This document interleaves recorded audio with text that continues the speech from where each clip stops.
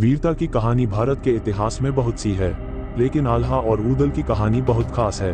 इन दो भाइयों की जोड़ी ने पृथ्वीराज चौहान जैसे प्रतापी राजा के साथ युद्ध किया। इनकी होशियारी और वीरता के किस्से आज भी बुंदेलखंड की धरती पर पूरे शान से सुनाई जाती है।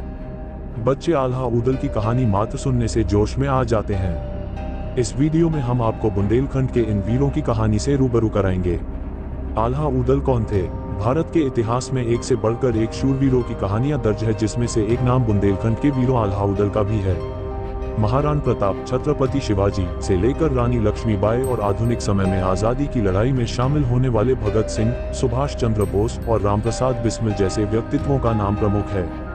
आल्हा ऊदल की कहानी साहस और आत्मविश्वास से भरी हुई है। इन दोनों भाइयों की वीरता की जितनी प्रशंसा की जाए कम है। दशरथपुरवा गांव बुंदेलखंड के महोबा में स्थित है, जहां 12वीं सदी में इन दो भाइयों आल्हा और ऊदल का जन्म हुआ था। बचपन से ही आल्हा ऊदल बहुत पराक्रमी थे, साथ ही उन्हें शास्त्रों को भी ज्ञान था। इनके साहस और शौर्य को देखते हुए लोग इन्हें युधिष्ठिर और भीम का अवतार बताते थे। चंदेल राजा परमाल के सेनापति दशराज आल्हा ऊदल के पिता थे। आज भी बुंदेलखंड की धरती पर इन शूरवीरों का नाम बहुत सम्मान से लिया जाता है।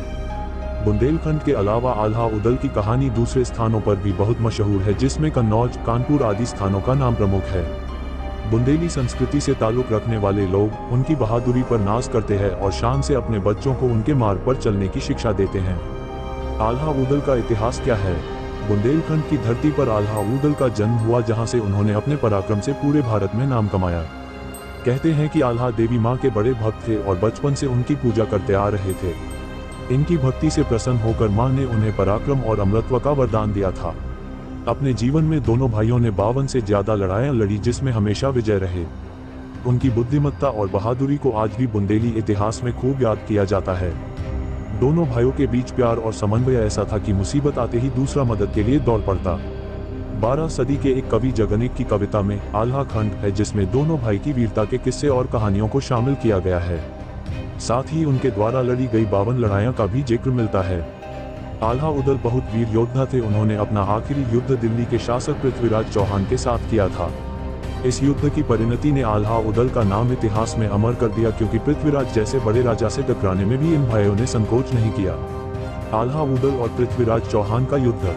उच्च कोटि के निडर योद्धा में सम्राट पृथ्वीराज चौहान की गिनती होती है। उस समय के बहुत शक्तिशाली दिल्ली के शासक पृथ्वीराज चौहान के साथ आल्हा ऊदल का युद्ध हुआ था। इस युद्ध के बाद से बुंदेलखंड के वीरों का नाम बच्चे बच्चे की जुबान पर चढ़ गया। दरअसल पृथ्वीराज चौहान ने बुंदेलखंड को जीतने के इरादे से इस पर हमला किया। उस समय महोबा चंदेलों की राजधानी थी।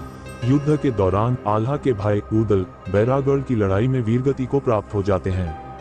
लोग ऐसा कहते हैं कि इस युद्ध का प्रभाव आल्हा पर इतना गहरा पड़ा कि वो पृथ्वीराज की सेना पर टूट पड़े।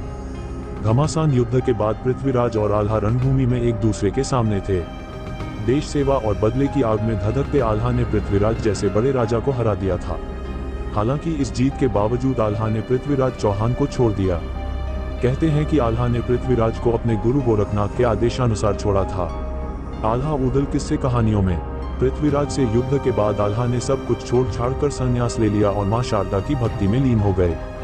आज भी आल्हा के गीत लोग बहुत मग्न और गर्व से बुंदेलखंड सहित देश के दूसरे हिस्सों में गाते हैं। बुंदेली कवियों ने आल्हा के जिन गीतों की रचना की है, उसका एक एक शब्द बच्चों सहित हर उस शख्स की बाहें फड़काने का काम करता है जो देश सेवा में विश्वास रखता है। गीतों में आल्हा ऊदल। सावन के महीने में गाए जाने वाला आल्हा गीत बुंदेलखंड के गांव गांव में जलसा जैसे माहौल पैदा कर देता है। आज भी शाम की चौपाल पर इन गीतों को सुनकर लोग झूम उठते हैं, आनंद उठाते हैं उस इतिहास का जो कभी उनका था, गर्व करते हैं ऐसे शख्स पर जिसने उनकी धरती का नाम रोशन किया। आज भी ऐसे कितने सामाजिक संस्कार अधूरे माने जाते हैं जहां आल्हा के गीतों का गान नहीं होता। बच्चों को बहुत कम उम्र से ही आल्हा की कहानी सुनाई जाती है, साथ ही उनमें उच्च संस्कार विकसित हो, इसके लिए आल्हा खंड के नाम पर उनके नाम रखे जाते हैं। बुंदेलखंड और महोबा में ऐसे बहुत से स्थान हैं जहां आज भी आल्हा जिंदा है, यादों में, किस्सों में, कहानियों में और संस्कारों में। आल्हा की शौर्य गाथा सिर्फ बुंदेलखंड तक सीमित नहीं है। उनकी वीरता के किस्से जैसे जैसे देश के दूसरे हिस्सों तक पहुंचते गए, वहां भी उन्हें सुना और सुनाया जाने लगा। जगनिक के लोक काव्य आलखंड में उनके शौर्य की अद्भुत तरीके से व्याख्या की गई है। बिहार, मध्य प्रदेश, उत्तर प्रदेश की स्थानीय बोलियों में भी आल्हा की कहानी सुनने को मिलती है। इस बुंदेली और अवधी के छंदबद्ध काव्य को 1250 ईस्वी में लिखा गया। आल्हा लोकगीत में क्षेत्रीय भाषा का प्रभाव साफ तौर पर देखा जा सकता है। जैसे बिहार के भोजपुर में भोजपुरी, मगध में मगही और अन्य दूसरे स्थानों पर वहां की स्थानीय बोल शामिल कर इसे सुनाया जाता है। आल्हा नामक छंद अलग अलग स्थानों पर बहुत जोरों शोरों से गाया जाता है।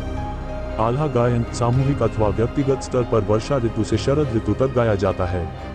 मातृभूमि की रक्षा के लिए दिए गए बलिदान को गाने की पद्धतियां प्रचलित है। आल्हा ऊदल की कहानी परिचायक है उस अद्भुत शौर्य की जिसे रणभूमि में आल्हा ने दिखाया, जब वो पृथ्वीराज जैसे महान और बड़े योद्धा से भी नहीं डरे। यही वजह है कि आल्हा की कहानी आज भी बड़ी गर्व और शान से सुनाई जाती है। आल्हा गायन से लेकर बैरागढ़ में मां शारदा के मंदिर में पूजा करने तक आल्हा और आल्हा से संबंधित किस्से आज भी किसी न किसी रूप में जीवित है।